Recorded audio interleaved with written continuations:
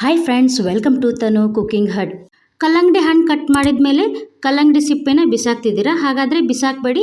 ನಾನಿವತ್ತು ಅದನ್ನೇ ಬಳಸಿ ಸಂಡಿಗೆ ಮಾಡೋದು ತೋರಿಸ್ತಿದ್ದೀನಿ. ಟೇಸ್ಟ್ ಮಾತ್ರ ಕುಂಬಳಕಾಯಿ ಸಂಡಿಗೆ ಅಷ್ಟೇ ತುಂಬ ರುಚಿಯಾಗಿರುತ್ತೆ ಹಾಗೂ ತುಂಬ ಕ್ರಿಸ್ಪಿ ಕೂಡ ಇರುತ್ತೆ. ಈ ಸಮ್ಮರ್ ಸೀಸನ್ನಲ್ಲಿ ಸಾಮಾನ್ಯವಾಗಿ ಕಲ್ಲಂಗಡಿ ಹಣ್ಣು ತಂದೇ ಇರ್ತೀವಿ.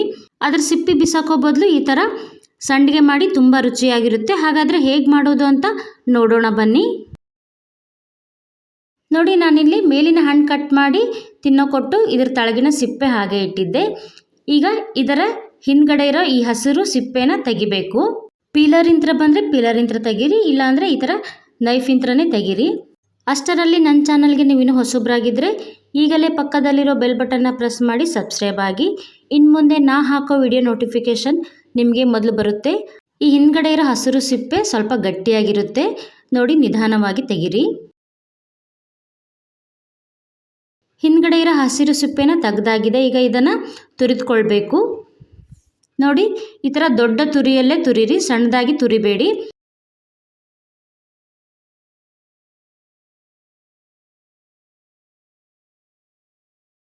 ಎಲ್ಲ ಕಲ್ಲಂಗಡಿ ಹಣ್ಣು ಸಿಪ್ಪೆನ ತುರಿದಾಗಿದೆ. ನೋಡಿ, ಈ ಥರ ಆಗಿದೆ. ಈಗ ಇದನ್ನು ಸ್ವಲ್ಪನೂ ನೀರಿಲ್ದ ಹಾಗೆ ಹಿಂಡ್ತಿದ್ದೀನಿ. ನೋಡಿ, ಎಷ್ಟೊಂದು ನೀರಿದೆ. ನೀರು ಹಾಗೆ ಬಿಟ್ಟರೆ ನಾವು ಸಂಡಿಗೆ ಹಿಟ್ಟು ಕಲಿಸಿದಾಗ ಸಂಡಿಗೆ ತುಂಬ ಮೆತ್ತಗಾಗುತ್ತೆ. ಹಾಗಾಗಿ ಸ್ವಲ್ಪನೂ ನೀರಿಲ್ದ ಹಾಗೆ ಚೆನ್ನಾಗಿ ಹಿಂಡ್ಕೊಳ್ಬೇಕು. ನೋಡಿ, ಇಷ್ಟು ಡ್ರೈ ಆಗಿ ಹಿಂಡ್ಕೊಳ್ಬೇಕು. ಈಗ ಇದನ್ನು ಒಂದು ಮಿಕ್ಸಿಂಗ್ ಬೌಲ್ಗೆ ಹಾಕ್ತಿದ್ದೀನಿ, ಎಲ್ಲ ಹಿಂಡಿ. ಈಗ ಗ್ಯಾಸ್ ಆನ್ ಮಾಡಿ ಒಂದು ಕಡಾಯಿ ಇಟ್ಟು ರವೆ ಹುರ್ಕೊಳ್ತಿದ್ದೀನಿ. ಒಂದು ಬೌಲ್ ಉಂಡಿ ರವೆ ಹಾಕಿ ಚೆನ್ನಾಗಿ ಘಮ ಬರುವವರೆಗೂ ಹುರ್ಕೊಳ್ಬೇಕು. ರವೆ ಸ್ವಲ್ಪ ಅಳಬೇಕು, ಆ ಥರ ಹುರಿತಿದ್ದೀನಿ. ರವೆ ಬದಲು ಅಕ್ಕಿ ಹುರಿದು ಅಕ್ಕಿ ಸಹ ಮಿಕ್ಸಿಲಿ ಪುಡಿ ಮಾಡಿ ರವೆ ಥರ ಅದನ್ನು ಸಹ ಹಾಕ್ಬೋದು. ಈಗ ಇದನ್ನೇ ಅದೇ ಮಿಕ್ಸಿಂಗ್ ಬೌಲ್ಗೆ ಹಾಕಿ ನಂತರ ಅದೇ ಕಡಾಯಿಗೆ 1.5 ಸ್ಪೂನ್ ಜೀರಿಗೆ ಹಾಗೂ 2 ಸ್ಪೂನ್ ಧನಿಯಾ ಹಾಕಿ ಚೆನ್ನಾಗಿ ಹುರ್ಕೊಳ್ತಿದ್ದೀನಿ. ಇದನ್ನು ಸಹ ಸ್ವಲ್ಪ ಚಿಟಪಟ ಸಿಡಿಬೇಕು, ಆ ಥರ ಹುರಿದು. ನೋಡಿ, ಈ ಥರ. ಈಗ ಇದನ್ನು ಪುಡಿ ಮಾಡ್ಕೊಳ್ಬೇಕು. ಸ್ವಲ್ಪ ಆರಿದ ನಂತರ ಮಿಕ್ಸಿ ಜಾರಿಗೆ ಹಾಕಿ ತರಿಯಾಗಿ ಪುಡಿ ಮಾಡ್ಕೊಳ್ತಿದ್ದೀನಿ. ನೋಡಿ, ಈ ಥರ ತರಿಯಾಗಿರಬೇಕು. ಈಗ ಇದಕ್ಕೇನೆ 5 ರಿಂದ 6 ಹಸಿರು ಮೆಣಸಿನಕಾಯಿ ಹಾಗೂ ಸ್ವಲ್ಪ ಕರಿಬೇವು. ಮೆಣಸಿನಕಾಯಿನ ನಿಮಗೆ ಖಾರಕ್ಕೆ ತಕ್ಕಷ್ಟು ಹಾಕಿ. ನಂತರ 7 ರಿಂದ 8 ಗಡ್ಡೆ ಬೆಳ್ಳುಳ್ಳಿ, 1 ಹಿಡಿಯಷ್ಟು ಕೊತ್ತಂಬರಿ ಹಾಕಿ ಸ್ವಲ್ಪ ನೀರು ಹಾಕಿ ತರಿಯಾಗಿ ರುಬ್ಕೊಳ್ಬೇಕು. ತುಂಬ ನೈಸಾಗಿ ರುಬ್ಕೊಳ್ಬೇಡಿ. ನೋಡಿ, ಈ ಥರ ತರಿಯಾಗಿರಬೇಕು.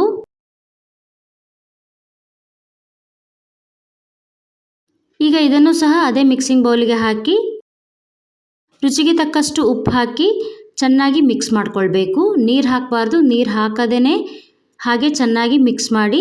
ಕಲ್ಲಂಗಡಿ ತುರಿಲೇನೆ ನೀರು ಬಿಡುತ್ತೆ, ಹಾಗಾಗಿ ನೀರು ಹಾಕಬಾರ್ದು, ಹಾಗೆಯೇ ಡ್ರೈ ಆಗಿ ಕಲಸಿಡಬೇಕು. ನೋಡಿ, ಈ ಥರ ಚೆನ್ನಾಗಿ ಮಿಕ್ಸ್ ಮಾಡಿ.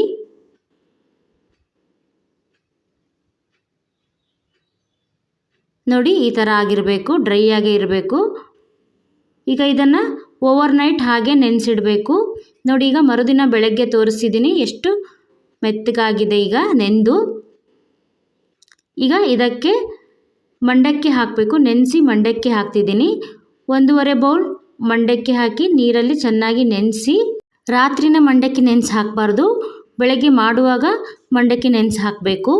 ಮಂಡಕ್ಕಿ ಹಾಕೋದ್ರಿಂದ ಸಂಡಿಗೆ ತುಂಬ ಹಗುರಾಗುತ್ತೆ.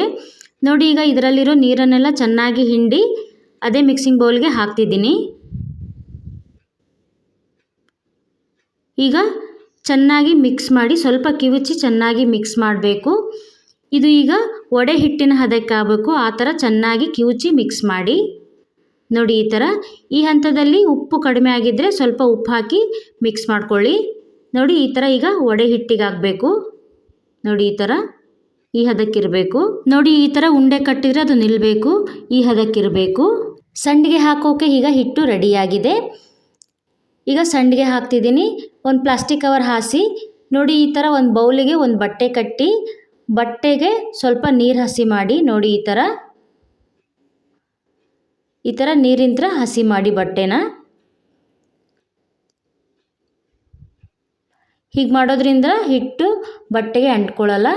ಈಗ ವಡೆ ಥರ ಸ್ವಲ್ಪ ಸ್ವಲ್ಪ ಹಿಟ್ಟು ತೆಗೆದುಕೊಂಡು ನೋಡಿ, ಈ ಥರ ವಡೆ ಥರ ತಟ್ಟಬೇಕು. ನೋಡಿ, ತುಂಬ ತಳ್ಳಗನೂ ಇರಬಾರ್ದು, ದಪ್ಪಾಗಿರಬಾರ್ದು, ಮೀಡಿಯಮ್ ಆಗಿ ತಟ್ಟಿ. ಈಗ ಇದನ್ನು ಪ್ಲಾಸ್ಟಿಕ್ ಶೀಟ್ ಮೇಲೆ ಒಣಗೋಕೆ ಹಾಕ್ತಿದ್ದೀನಿ. ಪ್ಲಾಸ್ಟಿಕ್ ಶೀಟ್ ಬದಲು ಬಟ್ಟೆ ಮೇಲೂ ಹಾಕಬಹುದು. ನೋಡಿ ಈ ಥರ ಒಡೆ ತಟ್ಟೋ ಬದಲು ಸಣ್ಣದಾಗಿ ಸ್ವಲ್ಪನೇ ಈ ಥರ ಸಂಡಿಗೆ ಹಾಕಬಹುದು. ನೋಡಿ ಈಗ ಎಲ್ಲ ಸಂಡಿಗೆ ತಟ್ಟ ಹಾಕಾಗಿದೆ. ಈಗ ಇದು ಚೆನ್ನಾಗಿ 2 ದಿನ ಒಣಗಬೇಕು. ಒಂದಿನ ಹೀಗೆ ಶೀಟಲ್ಲಿ ಒಣಗಿಸಿ ಮರುದಿನ ಮತ್ತೆ ತೆಗೆದು ಪರಾತಲ್ಲಿ ಮೊಗಚು ಹಾಕಿ ಒಣಗಿಸಿ ಚೆನ್ನಾಗಿ ಒಣಗಬೇಕು. ನೋಡಿ ಈಗ 2 ದಿನ ಆದಮೇಲೆ ತೋರಿಸ್ತಿದ್ದೀನಿ. ಈ ಥರ ಎಷ್ಟು ಚೆನ್ನಾಗಿ ಒಣಗಿದೆ ನೋಡಿ. ಈ ಥರ ಒಣಗಬೇಕು.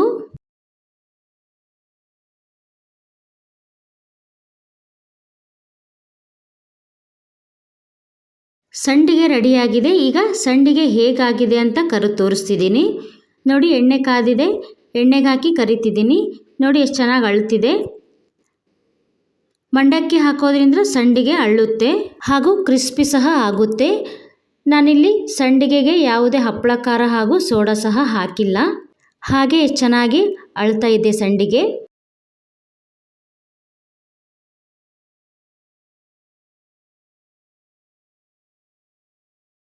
ನೋಡಿ ಈಗ ಕರದಾಗಿದೆ, ಎಷ್ಟು ಚೆನ್ನಾಗಿ ಅಳ್ಳಿದೆ ಸಂಡಿಗೆ. ಈಗ ಒಂದು ಮುರಿದು ತೋರಿಸ್ತಿದ್ದೀನಿ ಹೇಗಾಗಿದೆ ಅಂತ. ನೋಡಿ ಎಷ್ಟು ಕ್ರಿಸ್ಪಿಯಾಗಿ ಆಗಿದೆ ಹಾಗೂ ಟೇಸ್ಟ್ ಕೂಡ ಅಷ್ಟೇ ಚೆನ್ನಾಗಿದೆ. ಹಾಗಾದರೆ ನೀವು ಸಹ ಕಲ್ಲಂಗಡಿ ಹಣ್ಣನ್ನ ಸಿಪ್ಪೆ ಬಿಸಾಕೋ ಬದಲು ಈ ಥರ ಸಂಡಿಗೆ ಮಾಡಿ ಟೇಸ್ಟ್ ಹೇಗೆ ಬಂದಿದೆ ಅಂತ ಕಮೆಂಟ್ ಮಾಡಿ.